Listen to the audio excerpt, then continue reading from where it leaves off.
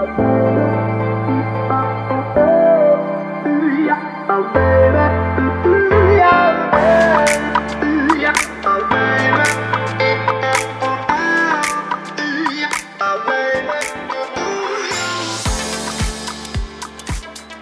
technologie vocale au service des seniors, c'est justement l'objet de notre entretien et je voulais vous remercier. Nous sommes ensemble de 16h45 à 17h15, donc avec deux entreprises, Clariane et Amazon.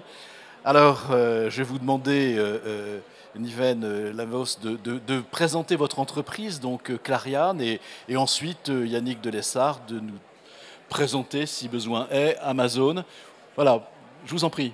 Alors bonjour, donc, je me présente, je m'appelle Niven et je viens de la société Clariane, qui n'est pas forcément connue parce qu'on a changé de nom très récemment, en juin dernier. Avant, on s'appelait Corian. Et Corian, ça parle un peu plus au grand public. Absolument. Alors on n'a pas changé de nom parce qu'il s'est passé des choses dans le médico-social dernièrement. Non, on a changé de nom parce qu'on a verticalisé nos marques. En fait, la marque Corian reste pour les EHPAD. On a créé l'entité groupe qui s'appelle Clariane. Et en plus, ça s'inscrit dans un projet d'entreprise parce qu'on est passé société à mission. Et donc du coup, le changement de nom, c'est un changement aussi, c'est la création d'une mission, la mission pour le bien vieillir et accompagner nos résidents et nos aînés. Très bien. Et monsieur Amazon. Bonjour. Oui. Enchanté, donc moi je m'appelle Yannick et je travaille en effet pour Amazon et en particulier pour le secteur Device and Services, donc Alexa, l'intelligence artificielle vocale d'Amazon. Je suis basé à Paris et je travaille du coup en particulier sur un produit qui a été lancé fin 2022 pour adapter justement Alexa, cette technologie vocale que vous connaissez peut-être tous, justement pour le monde des résidences seniors et des EHPAD. Alors c'est un véritable défi parce que effectivement l'innovation est en particulier destinée aux personnes en fragilité, les personnes âgées, mais les personnes handicapées, etc. À l'évidence, ça ne doit pas être très simple parce que vous avez des contraintes qui sont celles de l'usage, celles de la pédagogie. Alors comment vous avez eu cette idée et comment vous avez pu la mettre en musique, si j'ose dire ? Oui, tout à fait. Donc l'innovation, finalement, c'est vraiment au cœur de tout ce qu'on fait chez Amazon, quelles que soient finalement les divisions de l'entreprise. Amazon a toujours été une entreprise extrêmement innovante, que ce soit dans ses services de livraison ultra rapide, son programme d'adhésion Prime, son service de streaming Prime Video. Amazon a toujours beaucoup innové, et en particulier avec Alexa, donc technologie vocale très performante et pionnière, puisqu'elle s'est lancée en 2014 aux États-Unis. L'idée était vraiment de pouvoir proposer un autre usage de cette technologie et de l'adapter du coup dans des lieux qui reçoivent du public. Le retour en fait nous est venu directement des hôteliers dans un premier temps, puisque notre solution est également disponible pour les hôtels, et nous avons du coup des groupes hôteliers qui nous ont contactés pour nous demander votre produit Alexa c'est génial, comment est-ce que je fais pour le mettre dans toutes les chambres de mon hôtel ? Et à partir de là, lorsque cette solution a été déployée du coup aux États-Unis dans un premier temps et ensuite en France en 2022, on a du coup des entreprises comme du coup Corian à l'époque, donc maintenant Clariane, qui nous ont contactés pour discuter de comment est-ce que cette innovation pouvait peut-être aussi les aider. Alors justement, c'est une bonne question. Comment cette innovation est-elle utile et en tout cas non seulement utile mais utilisable, ce qui n'est pas tout à fait la même chose dans vos établissements ? Alors, pour revenir sur la partie innovation, aussi, on a beaucoup d'innovation chez nous, parce que c'est quelque chose qu'on a mis en place depuis 2018. On a créé une activité dédiée, qui s'appelait à l'époque Corian Solutions, maintenant qui est la Digital Factory. Et c'est de là qu'est venu ce besoin des assistants vocaux notamment. Et il n'est pas venu de notre idée, de nous, personnes au siège, cherchant à trouver des nouvelles innovations. En fait, il est venu directement du besoin des métiers et de nos résidents et de nos familles. La première fois qu'on a eu une demande, c'est une famille qui nous a demandé pour... Son père, qui était malvoyant, nous a dit « Trouvez-moi une solution ». Il ne trouve jamais l'appel malade. Il n'arrive pas à mettre de la radio parce qu'il n'arrive pas à la trouver. Et qu'est-ce que vous avez comme solution? Et on a commencé par là avec les assistants vocaux en disant bah, « Ça va être la bonne solution, on va tester avec ça ». Même si les Alexa, ça peut être compliqué pour les personnes âgées. Parce qu'on se dit, il faut qu'ils retiennent, il faut comprendre. Ce n'est pas toujours très intuitif quand on, quand on a de la démence. Et puis finalement, ça s'est très bien passé. Et au contraire, ils ont adoré à utiliser Alexa. Et donc c'est là qu'on est allé voir Amazon en disant écoutez, Il y a de la demande sur le terrain. On a une première famille, puis une deuxième, puis une troisième. Maintenant, c'est très régulier qu'on est contacté là-dessus. Et on allait voir en disant quelle solution avez-vous? Comment pouvez-vous nous accompagner sur ce sujet-là? Parce qu'il y a un besoin. Les Alexa, pour le grand public, c'est pas utilisable. Il y a des questions de RGPD derrière, il y a des questions de gestion de compte, de connexion au réseau Internet. Est-ce que vous n'avez pas une solution plus B2B à utiliser? Et c'est comme ça qu'on a commencé à travailler ensemble sur ces sujets-là et à tester et innover sur de nouveaux use cases qu'on pourrait avoir dans nos établissements. Il y a aussi j'allais dire une composante anxiogène contre laquelle il faut lutter. Enfin, je veux dire, c'est pas tout à fait normal. Déjà, même pour nos générations, c'est pas évident de parler à une non-personne. Ça veut rien dire, mais vous m'avez compris. Et d'obtenir néanmoins des réponses qui sont nécessaires. Non, c'est pas normal d'un premier point de vue. En fait, on se rend compte que les personnes âgées s'y font très bien. En fait, ce genre de technologie, je pense que Yannick pourra compléter, mais les meilleurs utilisateurs, c'est les enfants et les personnes âgées, parce qu'ils s'y habituent très vite. Alors, bien sûr, ce pas des personnes âgées qui ont des gros troubles cognitifs, hein, mais nous, aujourd'hui, on l'a testé dans des EHPAD, on l'a testé dans des résidences services seniors comme Casa Barbara, par exemple, à Nice. On l'a testé dans des SSR, des cliniques de soins suite réadaptation, et on se rend compte que les usages sont très, très importants. Dans 3 mois de test, on avait plus de 14 000 requêtes de gens qui ont dit Alexa fait ceci, Alexa fait cela, mets de la musique, allume la lumière, éteins la lumière, parce qu'on l'a aussi relié à de la domotique qu'on installe dans les établissements depuis maintenant des années. Et en fait, les assistants vocaux, ça devient un peu la clé de voûte de tous les travaux qu'on mène depuis plusieurs années. On interconnecte tous les objets connectés et ça devient un écosystème qui est là pour le service, pour rendre service aux résidents, rendre service à nos soignants et non pas le contraire. Alors ça doit être très compliqué. On ne voit que la simplicité derrière. C'est un peu comme dans l'informatique ou à Windows, on a l'impression que c'est facile. On voit pas tout ce qu'il y a en dessous. Donc comment vous faites pour être sûr d'être dans la bonne direction? J'ai bien compris que vous testiez beaucoup, etc. Et sur du vrai, pas sur uniquement j'allais dire des théories. Mais comment vous faites à la fois pour vous adapter totalement à la personne, qu'elle soit handicapée ou âgée?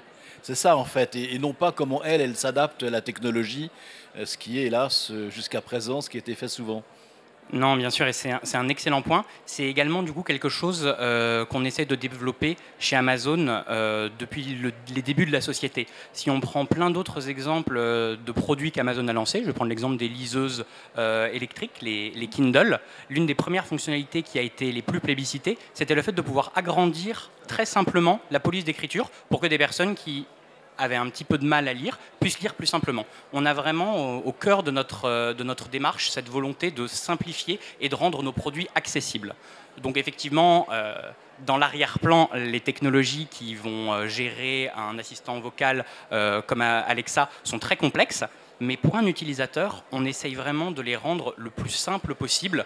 Et c'est pour cela que Alexa est aujourd'hui très plébiscité, justement pour son utilisation. Il suffit vraiment de demander Alexa la question et Alexa va répondre. Et comme voilà, le disait très bien Yven, on a vraiment chez les enfants, les personnes âgées, une très bonne faculté d'adaptation puisque la voix, c'est vraiment ce qui nous reste dans tous les cas et on peut lui parler vraiment comme un être humain pour pouvoir avoir des réponses sur la météo, les informations, enfin tout est vraiment très simple juste par la voix.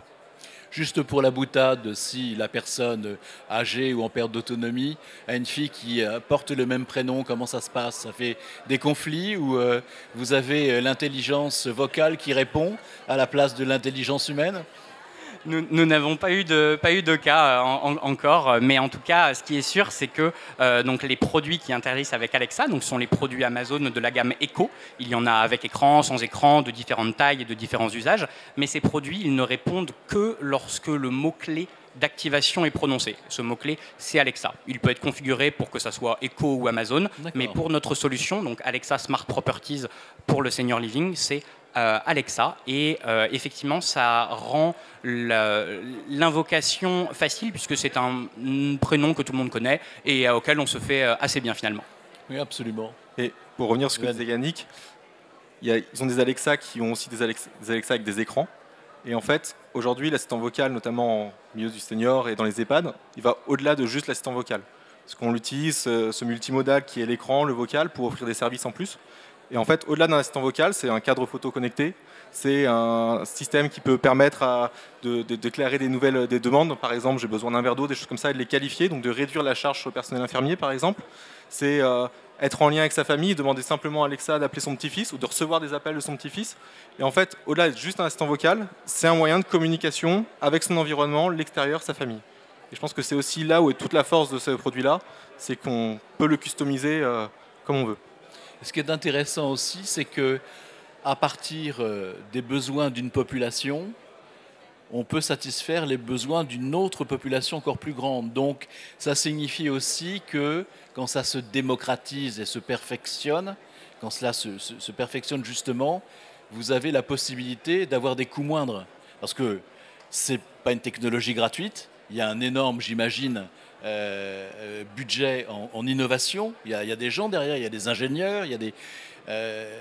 et donc aujourd'hui, c'est devenu raisonnable, c'est encore quelque chose qui n'est accessible qu'à certains, à certains groupes comme le vôtre ou à, je ne sais pas, à d'autres entités, mais que finalement, beaucoup ne peuvent pas encore s'offrir.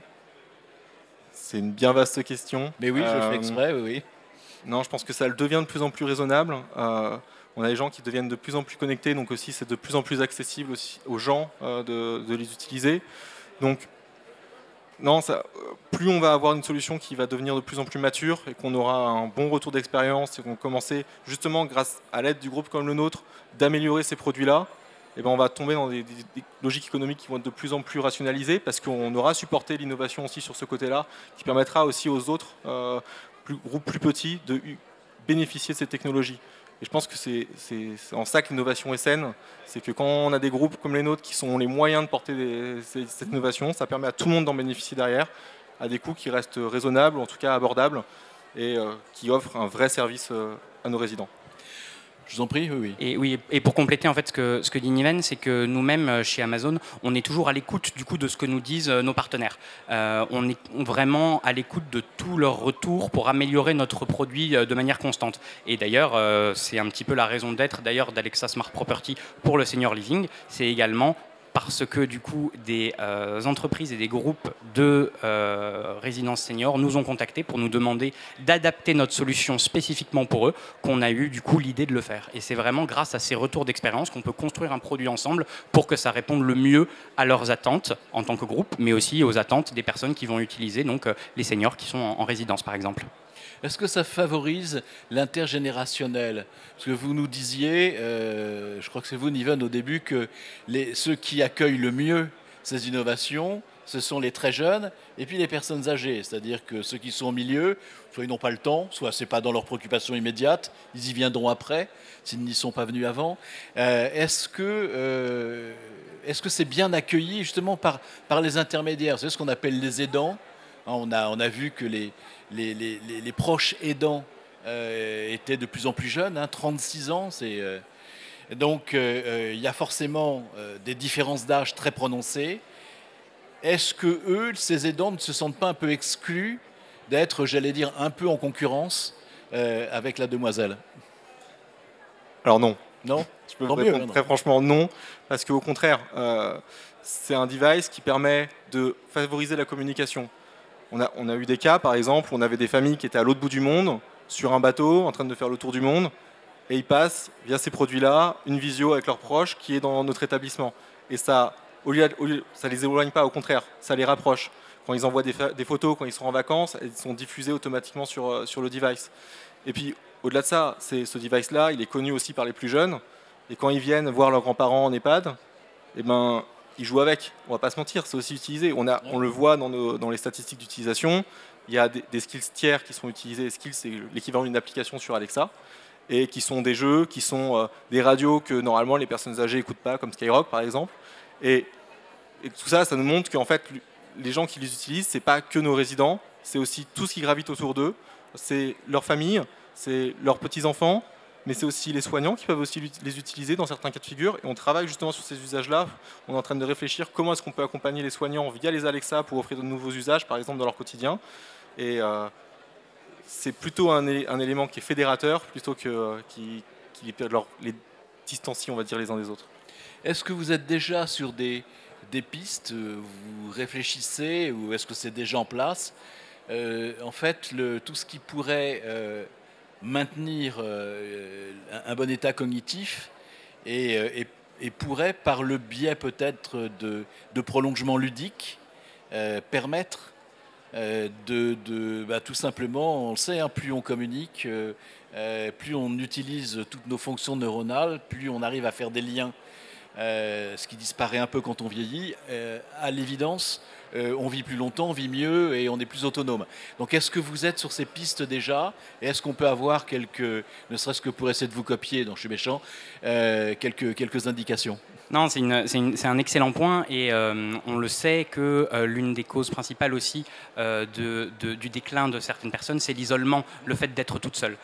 Alexa, c'est avant tout un outil qui est conversationnel. Ça permet d'entretenir une conversation. On lui pose une question, Alexa répond. Et on peut faire comme cela des jeux, demander énormément de choses qui vont permettre en fait de maintenir un contact, appeler des proches comme le disait Niven. Et on a du coup plusieurs expériences et plusieurs cas d'usage. On a notamment mes collègues du coup en Allemagne qui ont fait des études avec une association qui travaillait pour vaincre l'isolement.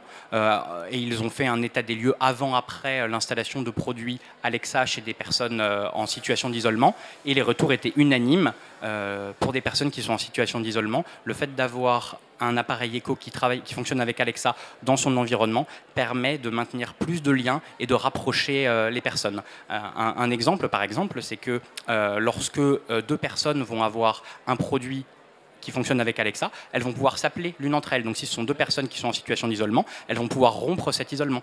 Des associations vont pouvoir les contacter pour leur proposer de se retrouver, de faire des cafés, des après-midi jeux. On peut imaginer beaucoup de choses et c'est vraiment un outil de connectivité qui permet de rapprocher les gens, qui est fédérateur, comme le disait Niven. En fait, ça dépend ce qu'on en fait. C'est comme tout, c'est ce qu'on va développer, c'est les usages qu'on va créer, qui vont faire que, si oui ou non, ça va permettre de faire de la TNM, par exemple, la thérapie non médicamenteuse. Alexa, on peut l'utiliser aussi pour aider les gens en établissement à se rassembler, en envoyant des notifications proactives, en leur disant attention, n'oubliez pas, venez à l'activité qui est dans 10 minutes dans le salon, ou rappelez-vous, il y a votre famille qui vient demain, préparez-vous. C'est vraiment plein d'usages qui peuvent arriver comme ça, qu'on peut créer. Après, chez nous, on n'a pas encore fait d'études sur ces sujets-là. Ce qu'on a vu aussi qui allie un peu au médical, c'est qu'on s'est rendu compte qu'on avait des gens qui avaient des troubles d'élocution et qui on avait installé des Alexa et qui faisaient l'effort eux-mêmes de prononcer Alexa correctement. En fait, ils étaient tellement frustrés de ne pas se faire comprendre qu'ils ont fait l'effort et qu'ils ont fini par se faire comprendre et qu'ils arrivaient à l'utiliser. Et donc, on peut dire que ça peut amener des choses et des éléments bénéfiques. Après, aujourd'hui, nous, on est encore en phase de pilote, mais c'est un produit qui est très récent. On a passé cette phase de pilote, c'est encore très récent. Et donc, je pense que tous ces usages-là qui sont liés qui vont amener à améliorer les capacités cognitives de nos résidents sont encore à créer et c'est encore un champ ouvert, on va dire. C'est promoteur et c'est fédérateur, c'est important. Et puis Alexa est toujours de bonne humeur. Non mais je veux dire, quand on vous pose 15 fois la même question, etc., je veux dire que il nous arrive à nous tous parfois d'avoir les nerfs mis à rude épreuve. Donc ça aussi c'est intéressant, c'est en adéquation avec la nécessaire douceur et constance dans le langage. Je ne vais pas jouer les psychiatres d'opérette, mais je veux dire, quand on est atteint de symptômes de démence, je veux dire, le moindre choc peut effectivement transformer beaucoup de choses.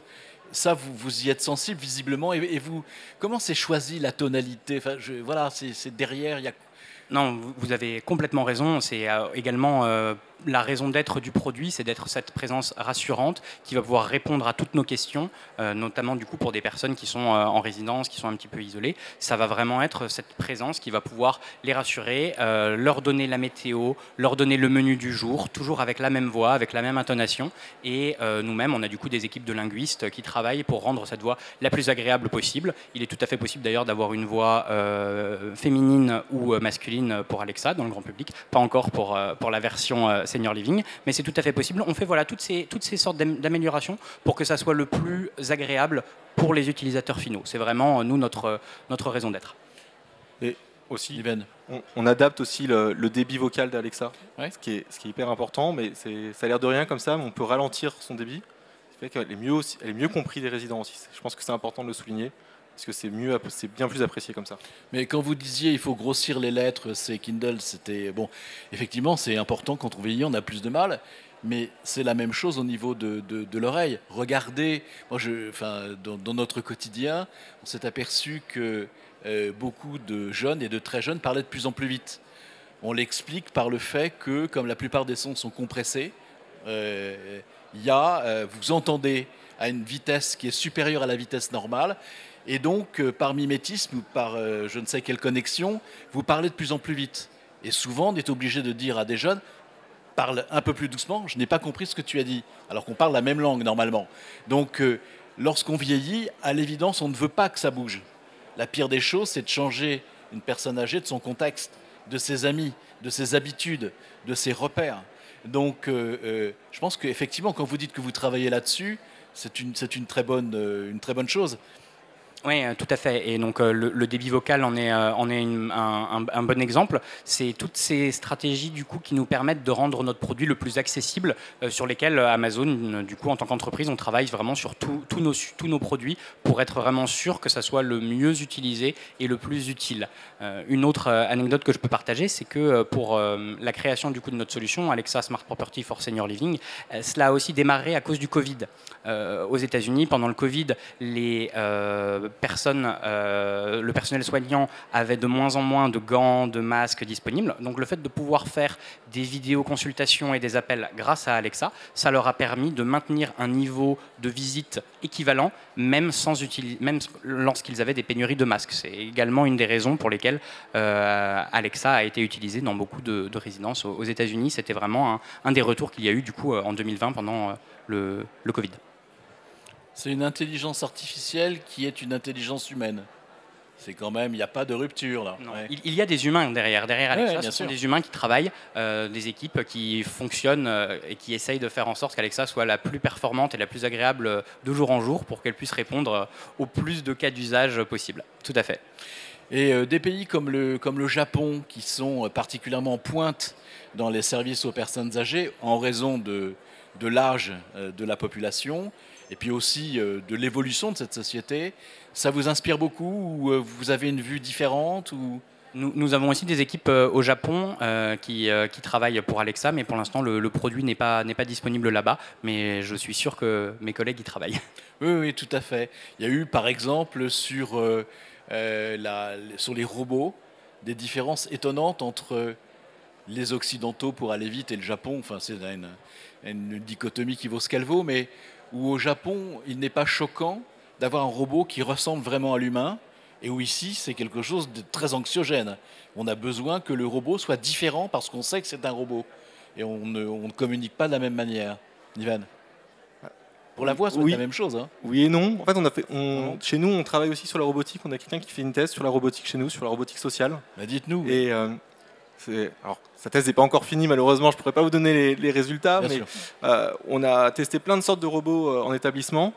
Et là où on peut avoir du personnel soignant ou des familles qui regardent ça plutôt d'un œil plutôt réticent, en fait, les résidents, eux, ils adorent parce que ça leur change du quotidien. Oui, ils trouvent sûr. qu'ils ont des têtes un peu sympas. Mais ça ressemble à un humain ou pas du tout? Oui et non, on a un peu tout testé. On a testé des robots comme Pepper qui ressemblent beaucoup à un humain qu'on connaît bien, c'est le robot blanc. Ouais.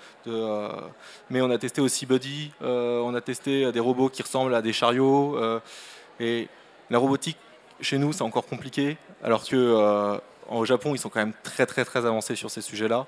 Mais il y a encore tout ce débat qui est de dire mais si on met de la robotique, est-ce qu'on supprime des postes, alors que la robotique, elle travaille vraiment pour accompagner nos personnels soignants.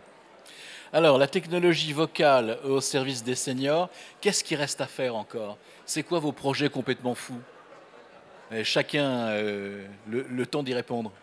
Bien sûr, donc nous-mêmes pour Alexa, on travaille à ajouter de plus en plus de fonctionnalités pour pouvoir couvrir de plus en plus de cas d'usage. Il y a encore énormément de chemin à faire, donc pour l'instant notre solution est vraiment dédiée pour les résidences seniors, mais pourquoi pas aller vers de la téléassistance. On réfléchit à beaucoup de sujets. Tout est ouvert et la solution est vraiment très facilement personnalisable, donc on est vraiment ouvert à tout type de partenariat pour en discuter, et même du coup avec l'Ariane, on avance beaucoup tous les deux en tant que partenaire sur ce projet. On pourrait imaginer, c'est un peu fou, hein, mais dans des familles internationales où, par exemple, vous parlez en français par cet intermédiaire et c'est traduit en japonais, je prends le truc le plus dur. Ça vous paraît dingue ou c'est à un moment ou à un autre faisable? Pour le coup, ça c'est déjà disponible puisque la solution fonctionne déjà en anglais et en français directement. En Allemagne, elle va fonctionner directement en allemand et en anglais. En Italie, en italien et en anglais. Donc toutes ces paires de langages sont disponibles et elles sont customisables. On ne peut pas avoir tous les langages disponibles, mais on y travaille quand même. C'est extraordinaire. Even. Qu'est-ce qu'on pourrait faire avec l'innovation et où est-ce qu'on pourrait aller? C'est une bien vaste question. Je pense qu'on a encore tout à faire aujourd'hui, qu'on est au tout début, que la technologie avance très très vite. On le voit dernièrement avec tout ce qui s'est passé autour de l'IA, de ChatGPT, etc. Je pense qu'on est au début de quelque chose et c'est important quand même de travailler ça, ces besoins-là avec le métier, avec le terrain, de garder cette dimension humaine, parce que si on enlève cette dimension humaine, ça perd tout son sens.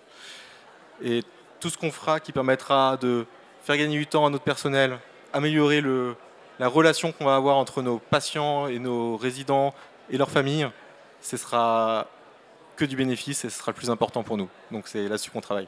Alors ça permet de bien vieillir et de vieillir le mieux possible, hein, parce que l'avancée en âge, c'est pas uniquement un problème arithmétique, c'est un problème de qualité de vie aussi. Merci messieurs, on peut les applaudir. Merci. Merci beaucoup.